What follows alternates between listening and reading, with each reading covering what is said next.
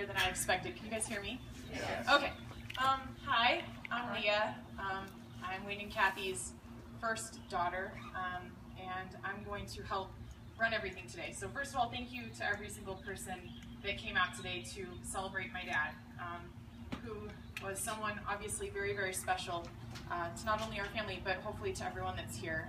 This is our second service. We had one last week, last Sunday in Phoenix, where our hometown is. And it's just so fortunate to have so many people that make the effort, that came to Phoenix last week and celebrated my dad with us, and then again to have this second wave of people here in Vegas that also care about my dad and our family. So thank you so much to all of you guys for coming out this afternoon on your holiday weekend and spending time with us. I want to thank a couple of people before we get started so that I don't forget. First of all, Oscar and Valeria helped coordinate this whole event, and so without them this wouldn't have happened.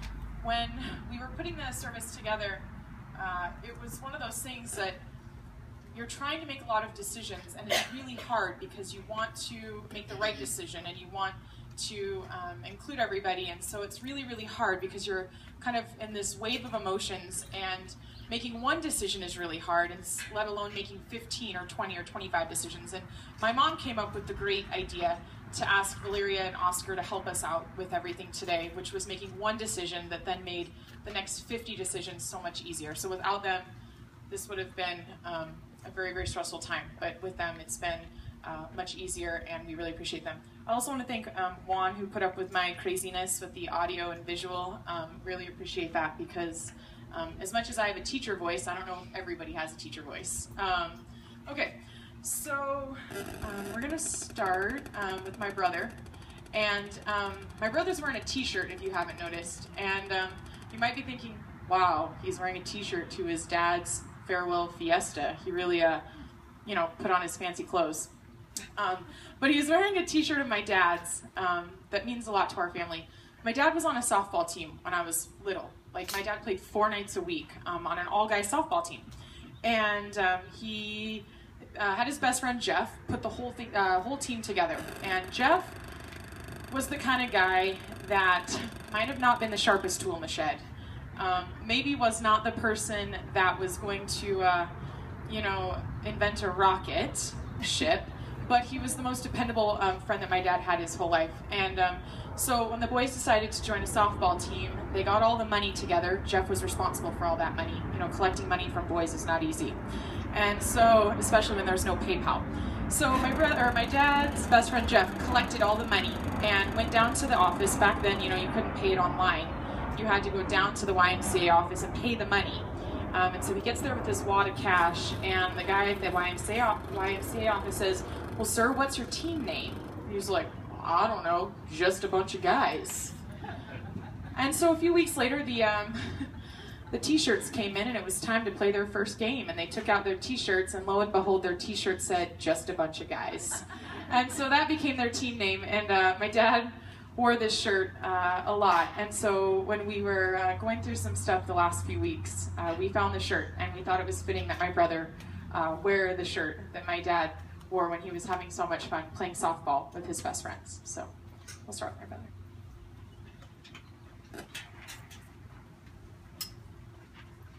Hi.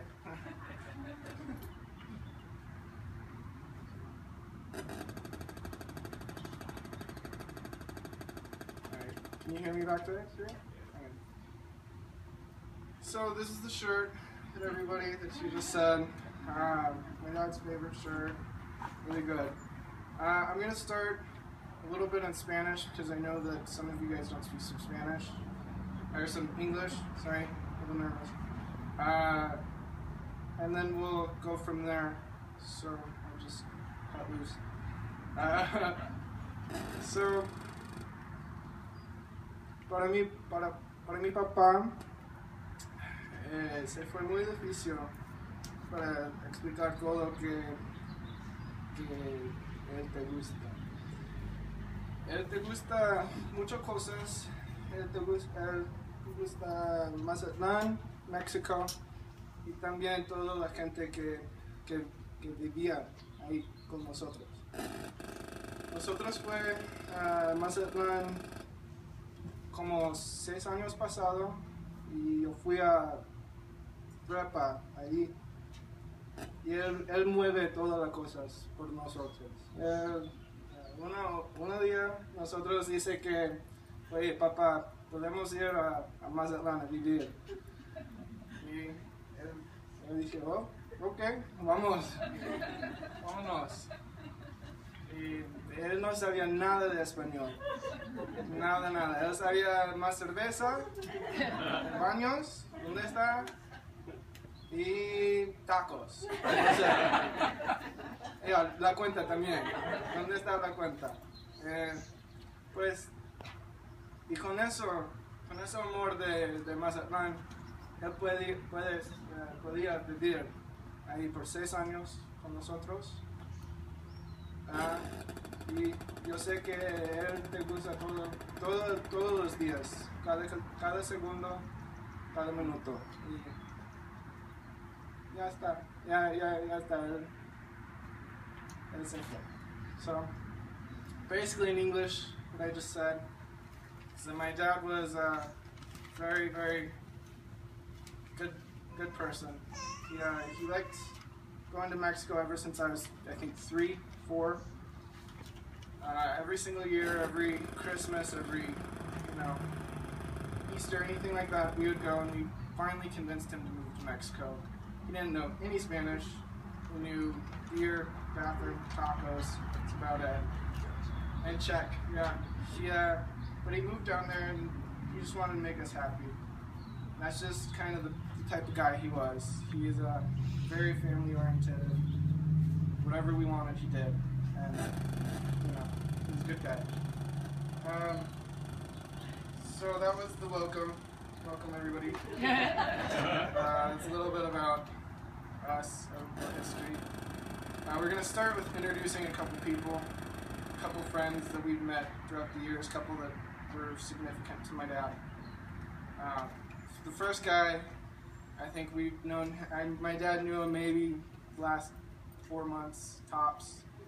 And I was actually in Quebec during the time, and he would call up, and his name's Bear. And he would call up and say, well, I just had some French toast, Bear made it. That was the highlight of his day. Happened a lot of times. And I mean, it was Bear. I mean, our whole family, we didn't know who Bear was. We had no idea what the guy looked like, but we loved him. He took care of my dad while I wasn't there. And he was still a good guy. We still love him to this day. Appreciate everything. So he'll come up now and say a couple words.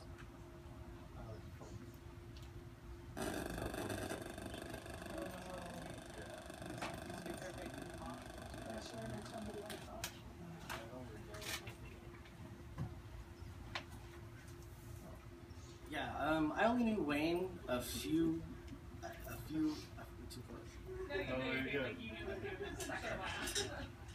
I only knew Wayne a few months, but there was something that was really evident that I knew about him, which was that him and his wife just shared a really beautiful relationship, a really true friendship, and a real true, good, healthy, wonderful marriage. So that in itself is pretty magical. And then I'll never forget too when his daughter came while I was helping out. I was like, oh, this pistol. She's just got her hair multicolored, and she comes in, she's all energy, and she sits down and talks to Dad, and does all this, and then, she leaves. So I knew that you guys had a beautiful family, and that was very evident right from the very beginning. So right away, I liked Wayne, and I looked up to him because he made and created something that I wanted for myself.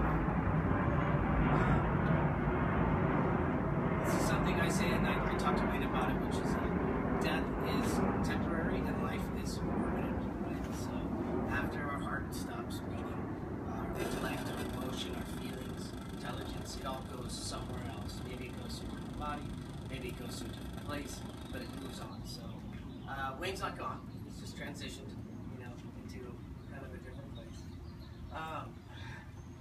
Him and I shared some laughs. One of the good ones was It was pretty action-packed, actually. It was a lot more action-packed than I thought it was going to be. And today we will get the true, unedited version of that. And yeah, we will, yeah, right. But remember that what he says was, this is what happened. This is what he tells me after he looks at me very seriously and says, this is what happened.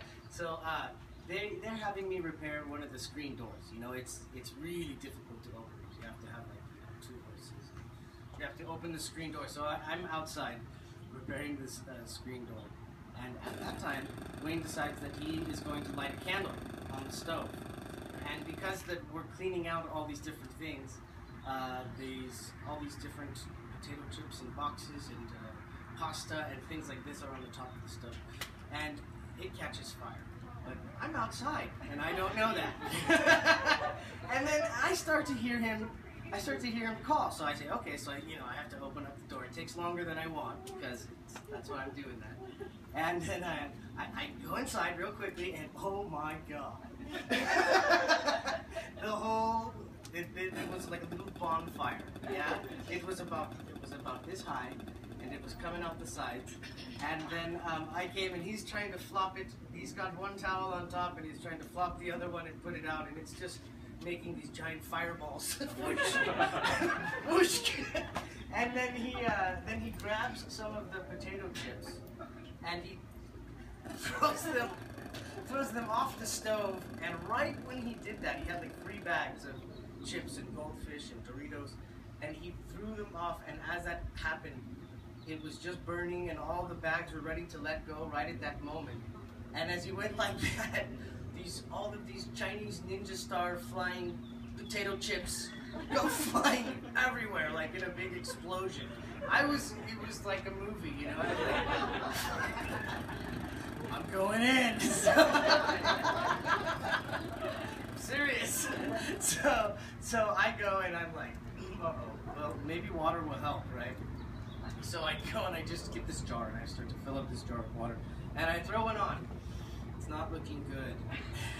And I'm like being really calm and I'm like, oh, don't worry about it. It just needs water. But I'm thinking, oh my god, if this next fill up of this jar doesn't really put this fire way down, my next thing is I have to run outside and try to get the garden hose. And by the time I come back, there's the kitchen here. You know?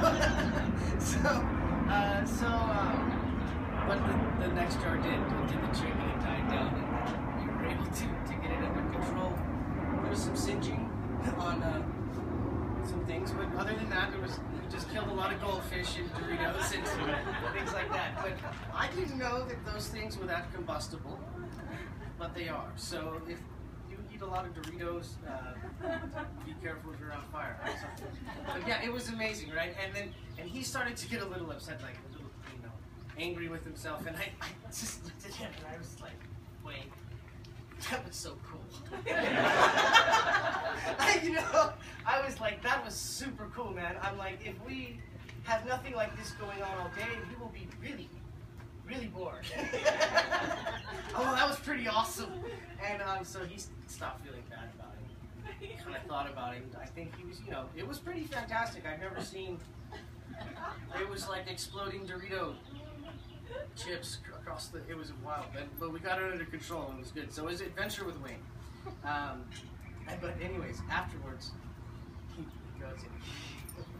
It's pretty much not, the rule is that he's not supposed to do anything without like me holding his shirt, right? And if I had that rule, I would smack that boy, like, let go of him, right? So we had this code, but he knew that he shouldn't have been doing exactly what he was doing right then, right? And so he sits on the couch and he looks at me and he goes, here's what happened. So remember, here's what happened. Because he looks at me and he goes, here's what happened.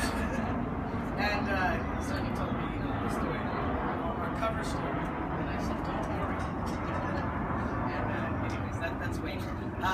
Wayne was a really good, old, powerful soul. He knew it was good, he knew it was bad. He was very happy with everything he had done in his life. He's very proud of his family. We talk about his sons and his daughters and his wife all the time.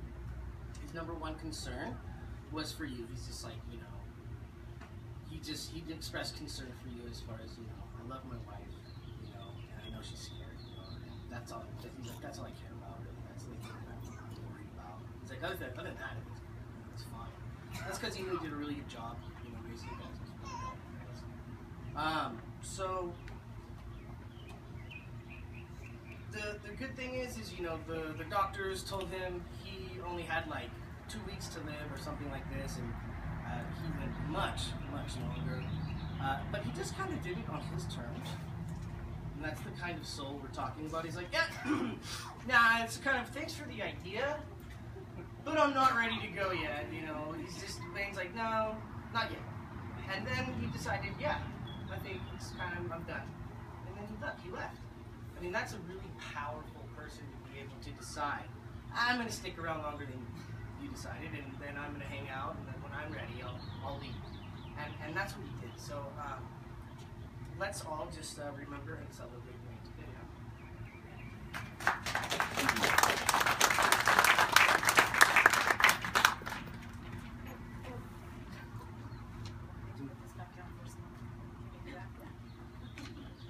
Okay.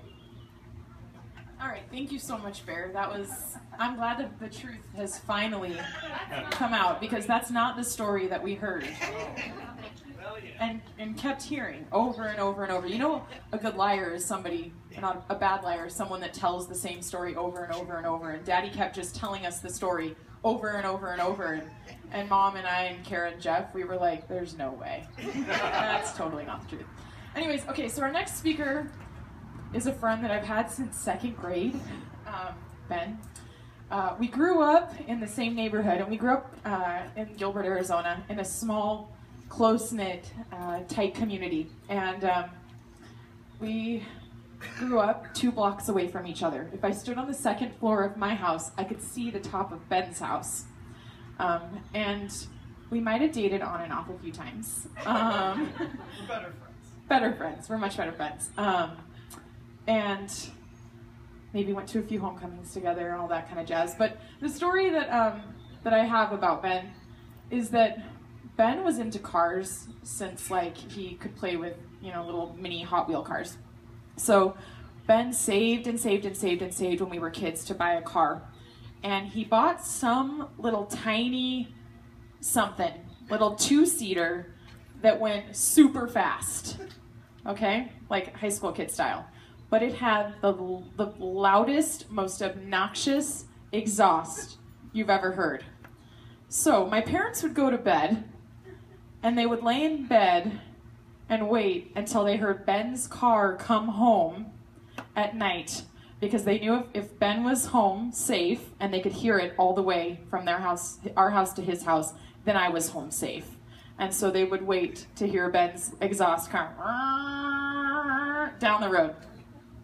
And so Ben's just always had a really special place in our family. My dad was the type of guy that everyone was welcome at our house, everybody. And so Ben was a staple in the Stevens house growing up. And so I'm really, really honored that he drove all the way from California.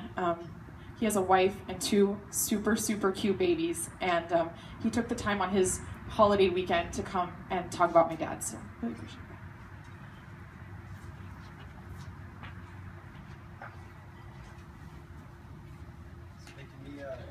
Choked up and not have to speak.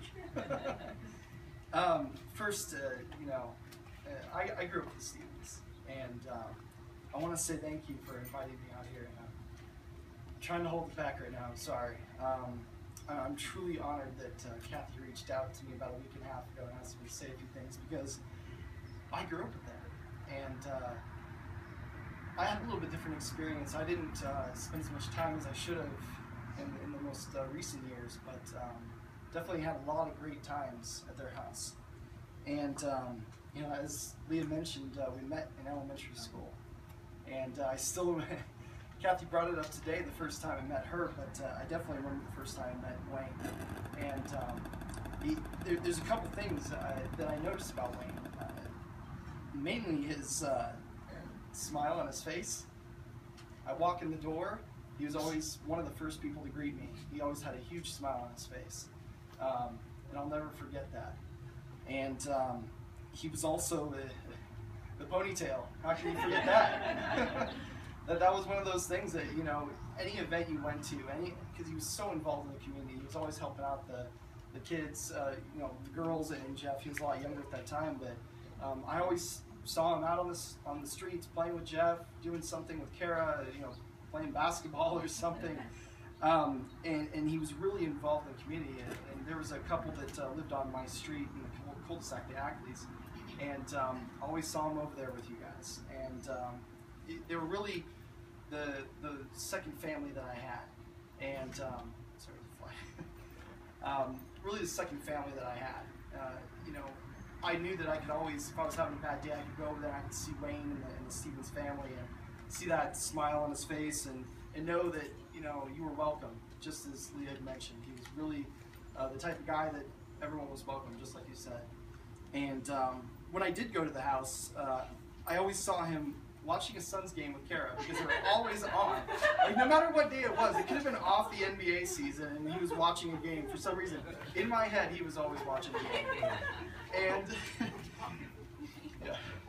And he was also always helping the girls out with school. I know that he was always running around doing a last-minute project for student council. He was always he was the neighborhood dad that was so involved that everybody knew who he was and everybody appreciated him. They could always count on him. Another specific time that I remember specifically is the fact that he'd give you the shirt off his back. And I was so obsessed with my cars. You took it away from me. I was so obsessed with my cars that I had just gotten a brand new windshield. Rock came up and nicked it. I had it for a week. I was so upset. I called Wayne and I cried a little, just a little bit, but I still remember that I brought it up in conversation. Wayne's like, come over right now. I'm like, like now? He's like, yes, right now, come over, let's fix it. And I remember going over there and, you know, I said, what can I bring you? What can I bring you? He said, nothing, just come over. So I came over and he fixed my windshield. And as small and insignificant as that is, just a little rock, you know, crack, but he was willing to just take time out of his day and fix it for me because he knew how much it meant to me.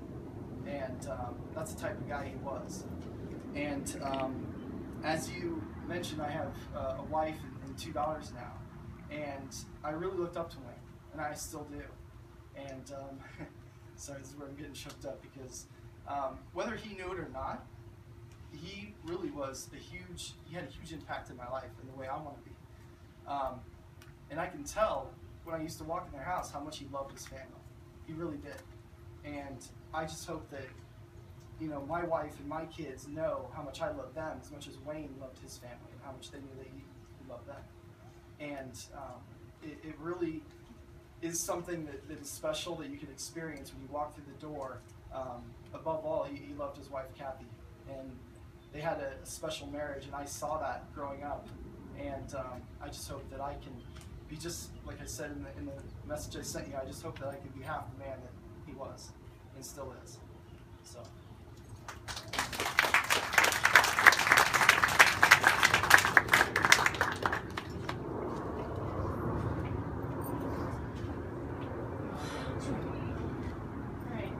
Our next speaker is a close, dear friend of ours, Tristan. We met Tristan a long time ago and her family in Mazatlan. And she has been a kind of a constant in our lives. She would come on vacation with us. She was just enough older than Kara and I that she could be our babysitter, but really she was just taking us out and like letting us be crazy. And my mom, you know, thought we were being good kids. No, we were. But she went on family vacations with us. Our families have been in each other's lives for so long. And my little story for Tristan. Okay, so we were in Puerto Vallarta, and I think you were like 20, and I was maybe 13 or 14. No, I was like... Okay, Kara was 13 or 14, so I was like 15 or 16. We were in Puerto Vallarta. And we really wanted to go to this bar. I mean, we really wanted to go. But what kind of dad lets their teenage daughters go to a bar in Mexico, right? So we go with our parents. We tell them, like, just take us there. Just see what it looks like. Go with us. So they went with us. And my dad's checking out the place, and we have dinner, and, you know, Dad has a couple of drinks. And we meet this awesome waiter named Winnie. Do you guys remember Winnie? Okay. And so our awesome waiter, Winnie, is like flirting with us and having so much fun. So at the end of the dinner, my dad says, Winnie, I will pay you $10 to watch my daughters in this bar. And Winnie's like, awesome, I'll totally watch them. So Dad gives him the $10, and then Dad goes and sits outside of the bar with Mom while we're in there. About 10 seconds later, after he's walked out, Winnie comes up to us and says, how much will it cost to unwatch you girls? So he double dipped. And I think we paid him half what my dad did. But he watched over us the whole time. I have so many awesome memories with Tristan, just awesome travel trips and family trips, and it's so awesome that her and her mom could travel all the way from Canada to come and celebrate with us. So, here's Tristan.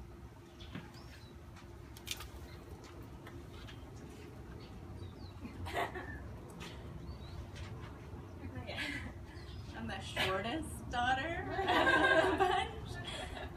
Yeah, so like Leah said, we first met each other's family in Mazatlan, and my much older brother, I think the age difference was about 15 to 17 years, met Jeff playing digging a hole on the beach. So after that, we became very good friends with the Stevens family, and we have not looked back since. We have been part of each other's lives for going on 20 years, and this family means the world to me.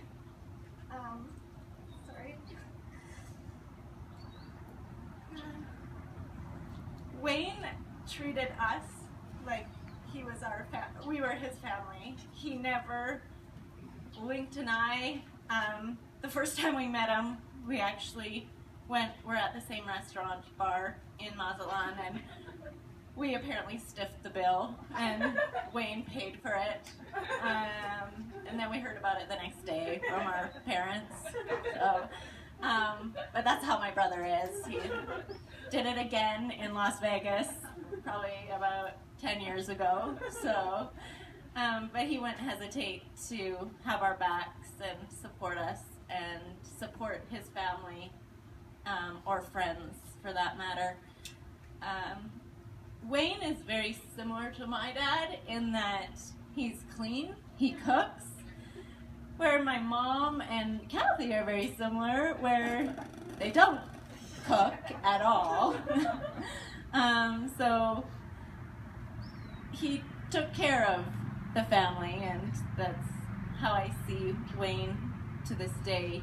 He was a big part of the love that they have in their family, and like Ben mentioned, when I grew up with them, because I was their babysitter, but Leah was way more mature than I am. And, well, I was responsible on always. Yes, she was. Yeah, Kara and I, no. And yeah, it was just crazy. We had a lot of fun. Yeah, we're not so bad. But when I had kids, I have a daughter and a son, and every day I think of what wonderful children the Stevens are, and I just hope that my kids turn out to be like them, because they had the most fantastic parents in the world, and there was so much love from your dad, and everybody felt it. Everybody loved Wayne.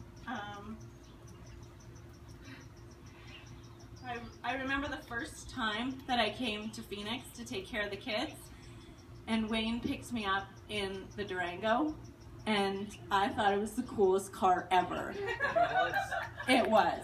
And then years later, I had to buy a Durango for myself because I was literally obsessed with the Durango. And I couldn't have the new one because they had changed the model, so I had to get an older one. My husband thought I was crazy. And I drove that Durango to Arizona recently so it could retire in Arizona with the other Durango. Also, my love for Chihuahuas started when I came to visit Kathy and Wayne, and I now have 2 Chihuahuas, which they're a bit high maintenance, the Chihuahua as a dog, but I wouldn't change a thing. So I just wanted to share some of the memories that I have of Wayne and this family, and I wanted to say that I will cherish forever the relationship that we have, and to say hasta luego, mi amigo.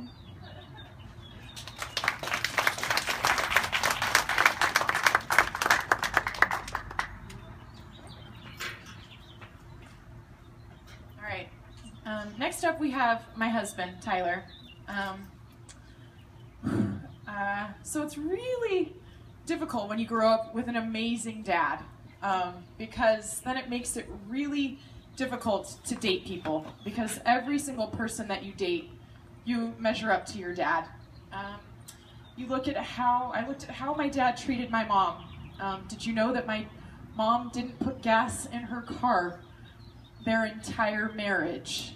For 34 years, she didn't put gas in her car. And so every boy that I dated, I measured up to my dad, and I looked at how my dad would have done things. And I met Tyler at the end of college. I was just about to graduate. And so in true Stevens fashion, we were throwing a ginormous graduation party. And so I decided it would be really smart to invite every boy I ever dated to my graduation party. Because we had been dating for about 2.5 months, and I was like, this could go sour. And so I thought, okay, I'm just gonna invite a lot of boys that I've dated in case I need a backup. In case this doesn't work, I'm going to need a backup. And so in walks Tyler to my graduation party. And I have to add this part, Mom. So my husband is a little bit furry everywhere but the top of his head. If you haven't noticed, I had hair then. He had hair then, but not so much. So I had told him that he needed to have his chest waxed on my graduation day. So he walked into my graduation party in a crisp white Hugo Boss button-up shirt. I don't know how you could afford that, sweetheart. And his chest was so red and inflamed, you could see it through the shirt. And he walked around like this the entire time. And so as he's in pain, burning from the inside out, in walked this string of boyfriends. And Tyler, I think he knew what was going on. He just played it cool the entire time. And he looked at my mom, and he watched the way that Tyler was reacting to all of this, and he looked at my mom and he said, he's the one. I know it. I know that the way that he's reacting to all of this, he's the one that Leah will marry. And so it's a pleasure for me to have my husband come up here and talk about my dad. I think that makes you a little bad. Yes, I did wax my chest, and it hurt so bad. No, I have not waxed my chest since. I thought maybe it would be less painful. So I wrote down a little bit of notes here. I had Leah write it down on the way over here, so a way to keep her mind off of things. Closer? Okay. Way to keep her mind off of things as we drove over. One thing, if you know me, if you know my dad, we're terrible storytellers. So I'll try to keep these notes as succinct as I can. I leave out a lot of parts and I jump around, and I can start to see when people's eyes glaze over that they're still not following. And then Leah hits me and gets me back in line. In a lot of ways, I know Wayne extremely well because his daughter and him are very much alike. Cleaners, worriers. If there's not something that they're worrying about at the moment, they'll find something to worry about. They were really good at that. So I definitely have Wayne for the rest of my life. As you can probably tell, Wayne was very very caring, especially when it came to his family. He did a lot of things husbands are supposed to do, dads are supposed to do. Maybe a lot of times that I know that I could count on to do things. So car needed to get washed, oil change was coming up. I could count on him to pick up the car from Leah's school and come back, and then, you know, Leah would put it out there, but I knew he was really reliable, so I could get it done, and then, you know, it was very much like that. Wayne and I like to do a lot of just normal things to get it together. You know, every once in a while I could get him to eat chicken, which was nice, because I needed another meat eater when Jeff wasn't around. You know, we would see a lot of movies, talk about a lot of the shows that were on. He was a great source of information. Since moving to Vegas, I don't watch a lot of local news. All of it's national, but Wayne read his papers. He read the Arizona Republic religiously. Would even read all the papers here in town. So I was always up to date with, did you hear about that? Did you hear about this? And it was like I had my own newscaster here in Vegas, which is very nice. Him and I love to go see movies together. I know Jeff, when he was around, would always go see movies. And he was funny because he always liked the Sylvester Stallone, the action-packed movies, or did you see this coming up? Or he would just get, and you could see his eyes light up because he would get so excited over some of the just those movies that were just fun, but there wasn't much to them. But it was so enjoyable, and those were always fun because Leah hates going to see movies, and I see movies a lot by myself a lot because I really enjoy them, and Wayne shared in that love of that. He was very dependable. Luckily, with at least the gas, I broke Leah of that a little bit, although we're going to have to teach Kathy here how to do it because I can't fill up everybody's car. Now, they did, you guys did have a Chevron right on the corner by your house, so it was very convenient just to pull in and get it done. But we did at least teach Leah to do that. But I got one story that was really fun. I think you and Wayne were down in Mexico at the time. Was I in Flagstaff? I was in Flagstaff. Leah was out here, and she was driving home from work. She worked at the fashion show, and she's driving home, and all of a sudden she breaks down, and she pulls over the side of the road, and she can't figure out what's going on. And so she calls Wayne, I think, first, and Wayne's like, oh, fan belt's got to go off. Well, if you knew Wayne, even though he worked in the car business, mechanically, not handy whatsoever, not handy at all. And when he would think of a problem, it would have to be a big problem. Nothing small could happen. So he's like, oh, it's got to be a fan belt. And so I get a call, and I don't know if it was from you or from Kathy, and all of a sudden, like, she just ran out of gas. Like, I know exactly what happened. Because without her dad around to fill up her gas tank, she will go to the very end. I've been at a gas station with her, and she coasted in. And she looked at me with this face of terror because she knew I would be mad. Because you got to fill it up a little bit more than that. And lo and behold, she ran out of gas. And Mike and Bobby, I know they're here. They actually helped us out since no one was here, and went and brought some gas to her. Picked her up on the side of the road. I also ripped my skirt. Oh, that was the day she, yes, on the side of the freeway, ripped her skirt up the back.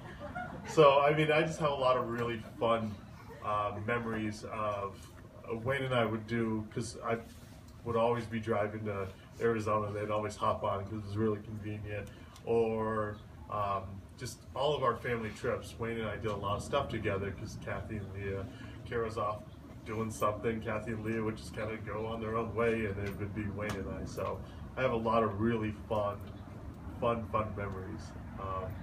My favorite image in my head is him on the chicken bus, which there's different tiers of buses in Mexico, and the chicken bus is the bus that pesos to jump on it.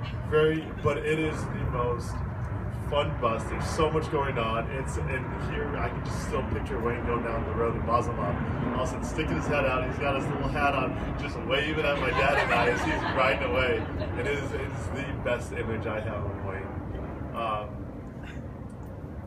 But you know, some people are known for big things that they do. I don't know that there was one big thing that Wayne did, but he did all of the amazing small things that you don't see. his dependability. We had a ginormous wedding that Kathy went to every garage sale in this town for a year, and you wouldn't believe the dishes. Well, some of you do know the dishes we had. We had an 8-course setting for 200 people, and it was just, oh, we don't have this and we don't have that. Their garage is right now full of it, and they've gotten rid of a lot of stuff. And Wayne washed every single piece of that dishes. They went up to Flagstaff a month earlier, and he washed all of them. Now, someone got the bright idea that we would pay someone to do it on the other side of the wedding, which was a great idea. But he was just so dependable. It's all the little things that he would do for you. And are you going to tell the story about the CD? In your car? Yeah, so Leah will tell you another story, and I think that epitomizes what it is, the small things that Wayne would do for you. And that's really what I took away most, is just when he said something, he would do it for you. Or he would do things for his family before they even knew that they needed to be done. So it's like the Steve Jobs of being a father. With that, just one last thing. So Lee and I, when we were trying to find a place to get married, we were trying to think of a venue. Well, I say we, Kathy's in the we when it came to our marriage. Even more so maybe now. And we were trying to figure out where we were going to have this. And they know all the event planning and all that stuff. And I knew just to kind of get out of the way when they were trying to figure out where it was. And they were trying to think of all the different places in Phoenix, where to go, what to do. And it was really Wayne, because we have this love of Flagstaff where Lee and I met, when we went to college, where Kara went to college. And it was his idea, like, why don't we just get married in Flagstaff? All of our friends love it. It's not too far out of the way. People will want to come. And so we ended up getting married in Flagstaff, and it was the prettiest day. 4 hours, 3 hours, whatever it is. It was amazing, and that was Wayne. You know, not saying a lot, but when he did, it really counted. So that's all I got. I'll keep it in mind. Thank you.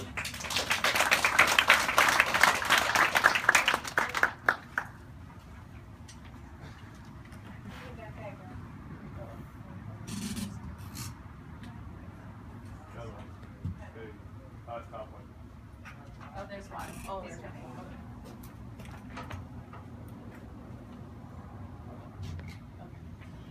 Okay, 2 quick stories, since Tyler mentioned them, about the little things that my dad would do. I'm going to tell one about my sister.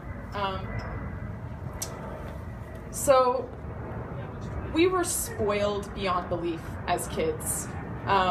Literally spoiled beyond belief. So, my sister hated getting up in the morning. Hated it. Was not a morning person. And so, every day, until she graduated high school, my dad would go upstairs, he would get her out of bed, and he would pick her up, even when she was 18 years old, walk her over to the shower, set her on the little toilet, seat closed obviously, turn on the shower for her so that she would be able to wake up with the shower already on. In the meantime, while she was in the shower, he would go in her bedroom and turn on her favorite music, smooth jazz, so that when she got out, she could be, rocking to smooth jazz. Now, while she was in the shower, he would be downstairs below in the kitchen giving me a spelling test, because I was the spelling test person, and he would listen for the shower to be turned off so that he could pour her milk into her Cinnamon Toast Crunch at the exact moment so that when she came downstairs to eat it, that it wouldn't be too soggy. That's the kind of dad I had. When I was in high school, I remember my dad bought me a Mustang. It was the coolest car. And so every Tuesday when CDs came out, before you could download them on iTunes, my dad, if he knew a CD was coming out that I really, really wanted, he would go out to the store, he would buy the CD, and when I would get in my car after high school, I would turn it on and Ricky Martin would already be singing, or NSYNC, or Backstreet Boys, or whatever stupid boy band I was into at that time. my dad wanted me to have that joy when I got out of school. That's just the kind of person that he was. And I feel honored to have those sort of memories. So our last speaker is going to be my mom. And gosh, so many things. So they met back in the 80s, and they didn't date very long. In fact, they hardly dated at all. And they'd been dating just for a few months. Now, they were next door neighbors, and so she went on a trip, and she came home. She actually went to Kansas. She went home for the weekend for 3 days. And when she got home, they were sitting on her couch in her little condo, and she was sitting on his lap, and he said, "Gosh, I missed you." And she said, "I know, so did I." Now, as she had been in Kansas visiting her family, she had told them, "This is the guy I'm going to marry. I know I've only known him a few months, but this is the guy I'm going to marry." And so as they were sitting there on each other's laps talking, I missed you too," he said, "Let's get married." And she said, "Okay." No ring, no one knee, none of that. Just spur of the moment, let's get married. And she said yes. And I love that my dad was so spontaneous in that moment, because I don't think of him as spontaneous at all, but I love having that memory of him being spontaneous and doing that. The next great question that my mom asked him a few hours later was, "How much money did you make today?" And he said, $32. And my mom thought, uh-oh. Another great story about my dad. So this ponytail, world-renowned ponytail. My mom got the bright idea that she just wanted a man with a ponytail. So as you can see, us Stevens, we're not great hair people. We do the best we can with what we have to work with, but we don't have great locks of love. And so it took him about 2 years to grow this little 2-inch stubby ponytail. And we were at the 6th grade country Christmas craft fair at Islands Elementary, and I think my mom and my sister had a little craft booth because we're crafters. And in walked my dad, no ponytail. And my mom burst into tears in front of the entire elementary school and their parents, because my dad had cut off his 2-inch little nub ponytail, and ever since then he never cut it. So I'm sure that my mom is going to have some awesome things to say.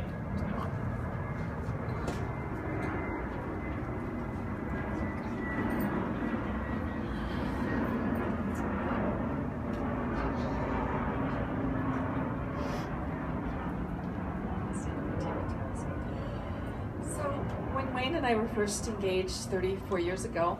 My family said it would never work. He was old. He was 7 years older than I was, and that was huge. He was divorced, oh my, and the worst of all, he was from Chicago. It'll never work. And so we decided, being good Lutherans, that we would go to premarital counseling. And they had us take this test. And the results of the test came back, and it was awesome. Like, we were totally compatible, except when it came to friendships. And we scored an 85, and everything else, like, we were rocking 100s, but on friendships, it was 85. And what it was I'm the life of the party. I'm like out there, I'm working the room, I'm doing it. And Wayne was quiet and reserved and just sort of over here. And you know, the truth is, most of the people here are my friends and Leah's friends and Tyler's, and Wayne was much more reserved. But he had this knack of, we'd go to a party and I'd be working the room, and we'd come home and he'd say, "Well, did you know so-and-so's getting married, and so-and-so had a baby, and so-and-so this," and so, like, "How do you know all this?" And he said, "Well, I listened." Oh, what a concept. What was interesting was that he had the ability to read people, and he was constantly spot on. And that's kind of annoying, because I would think somebody was wonderful, and he'd say, you know, use a little caution there. Or I would think somebody was terrible, and he'd say, no, they're doing the best they can, it's fine. And so that was a constant through our entire marriage. And you know, I want to thank the people that are here, my Psi friends, PSI. You guys rock. And as this was coming together, I mean, I didn't even think of things, and somebody would be calling and saying, I got this, I'll do this. Last minute, first minute, whatever we need. It's an amazing community. Mi amigos de Sepa. So dear to my heart. And, when I called Oscar, because I was like, who's going to pull this together? And I knew Oscar could do it and would do it for me. And he just has been an amazing support. And all of you guys, gave me so much strength through all of this. Our neighbors, we bought this house sight unseen off the internet. And Wayne looked at Google Maps and he saw that there weren't any cars parked on the street. Clearly, they weren't having a service. The picture wasn't taken tonight. And he said, yes, I want to live there. That looks like a nice, clean neighborhood.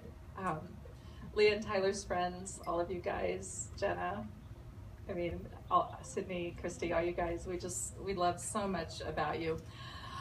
In the last 10 days, 11 days, our phones have been ringing off the hook, and Facebook messages and text messages, and just inundated. And there was one message that just really struck me.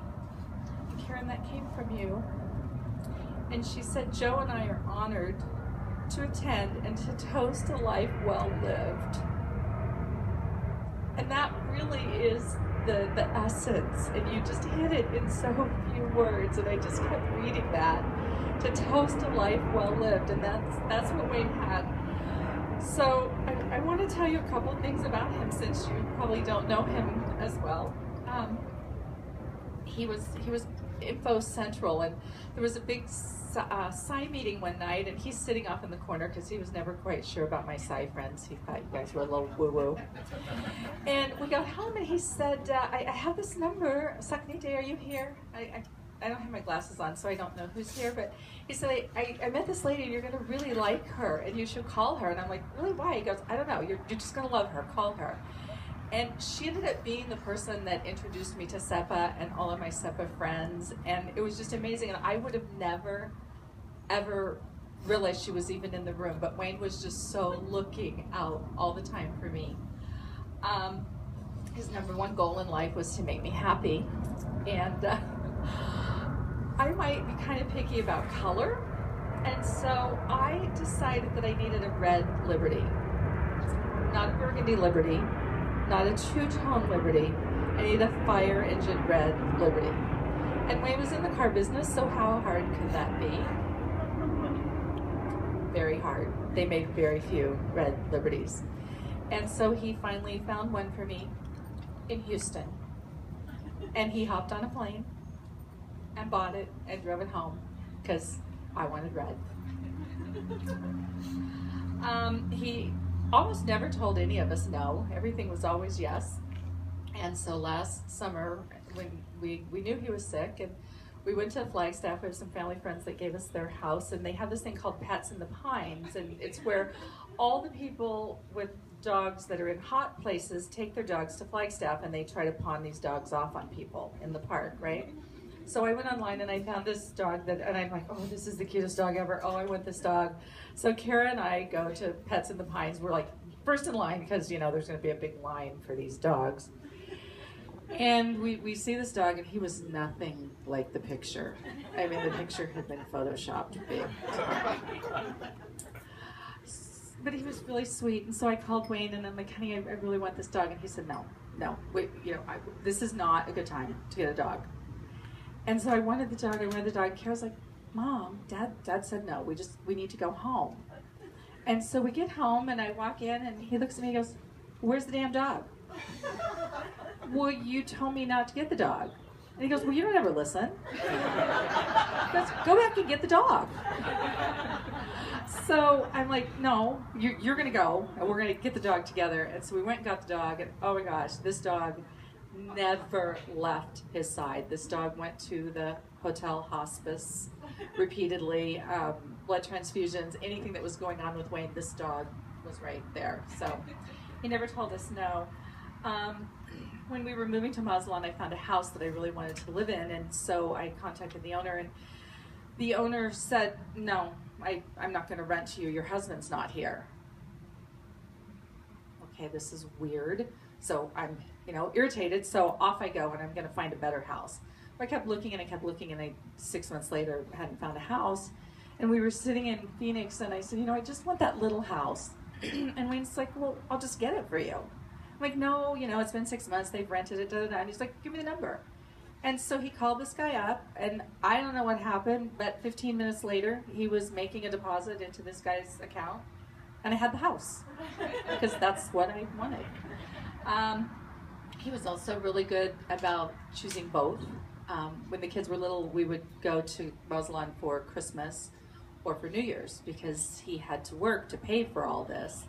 And one summer, we were making our reservations, and we were all out in the pool, and we were like, I wish we could go for both. And Kira was like, well, Daddy, you could just fly home and work for a few days and then come back. So he did. And he loved it. He was also extremely trusting when we bought this house, sight unseen. Yeah, and it was a disaster anyway. And then we pulled in, and he saw it, and it was like, oh, what did you do? Like, it's okay, I can fix it, and we did, and he loved living here. Wayne was lazy, dirty, unorganized, and habitually late. Said no one ever. When he got up in the morning, he made his side of the bed. It was really irritating. Like, I would be laying there, and he would be smoothing the covers, and yeah. He was a clean freak. In addition to not putting gas in the car, I also didn't do laundry, because the first time I did laundry, he told me I didn't do it right. And I said, okay. And so he always did the laundry. When we moved into this house, we got an upper-lower dryer, and he was really excited. And okay, whatever. So we went to Phoenix, and I was here by myself, and eventually I must have run out of something, and so I had to do the laundry. And so I get the laundry, and I figured out there's all these knobs and whatnot, and then I go to do the dryer, and the darn thing, it will not turn on. Like, it will not turn on, and I'm just pushing, and so finally I called him, and I'm like, honey, I think it's broke. Like, it's not working. There's something wrong. And he said, well, did you close the door? Like, who knew? Like, show of hands, like, who knew? You have to close. I didn't know that. He also had an interesting experience when we were moving to Mazatlan. We took 2 cars, everything we owned. Well, no, Tyler brought a lot of things we owned later, but we filled up our 2 cars, and we went. And so Jeff and Wayne were in the Durango, and I was in the little red Liberty. And we spent a night in Navajoa, and the next morning we got up, and it was very foggy and, hard to see. And so I took off, and I might have gone kind of quickly. And Wayne was behind me. Well, all of a sudden I look in the rearview mirror, and no Wayne. So I pull off to the side. I'm a few blocks away, and I'm waiting. And then I look in the rearview mirror, and I see Jeffrey running. And I'm like, what's going on? And so I rolled down the window, and Jeff's like, you gotta come back. Dad hit the wall. He's bleeding. There's blood everywhere. So I go back, and sure enough, Wayne had hit this little 1-foot wall and then hit his nose on the steering wheel. And he did have somewhat larger nose than some people. And so, it was like a big gash. And I, being the medical professional that I am, determined that he needed stitches. However, it was a Sunday in Navajoa.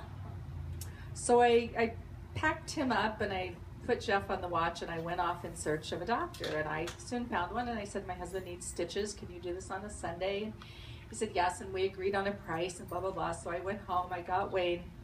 I took him back, and he laid on the little table, and the guy stitched him up. And I paid, and we left, and we walked out, and he said, I've never been in a doctor's office that had those things at the end of the table for your feet. For those of you that don't get it, I took him to a gynecologist. That's all I could find on a Sunday.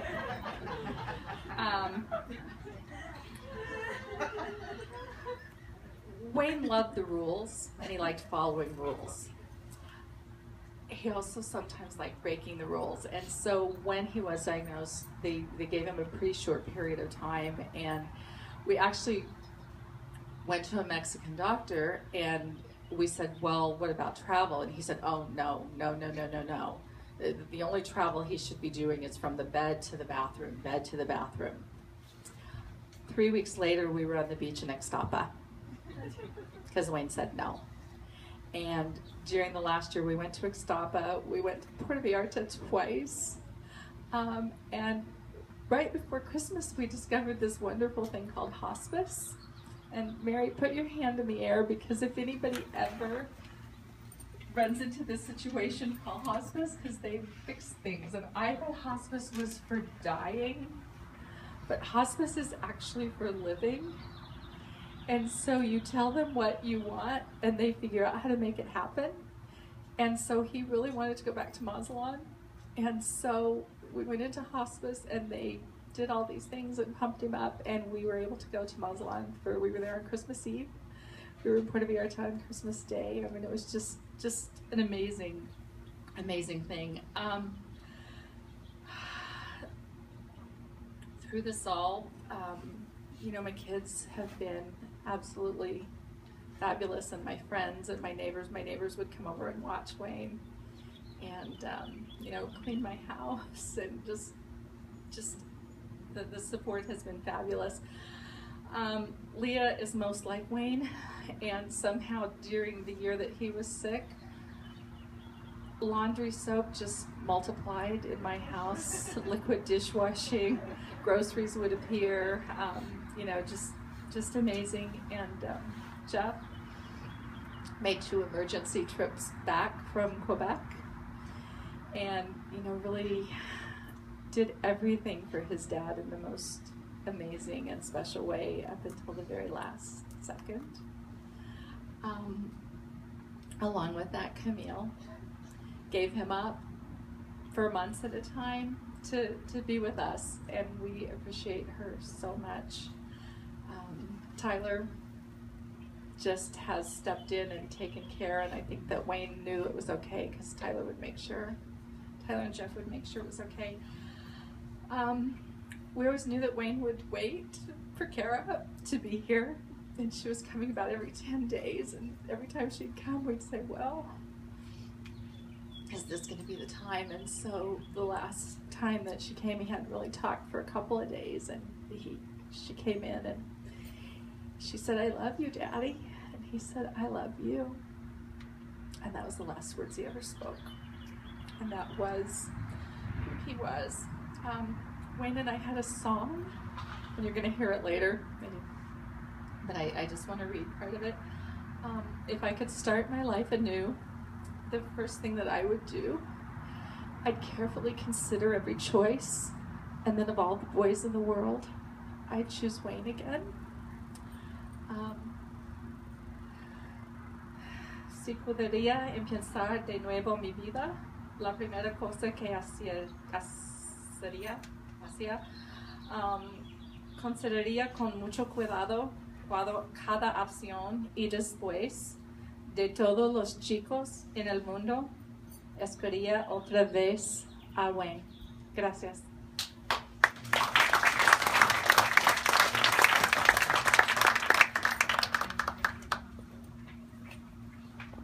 So the next part of our service, was something that my dad would really appreciate. In traditional services, as you've seen, this is very non-traditional.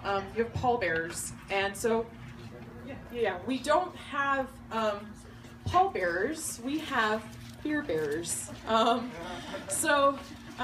These people mean so much to us, and that's Tyler, Ben, Bear, and my brother, and Cindy and Christy are going to help too. Pass out a beer. It's a Corona, one of my dad's favorites. And so in a second, once everyone has their drinks, my brother's going to come up. If you have, we have water as well if you'd like some water. My brother's going to come up and give a toast to my dad. Sorry.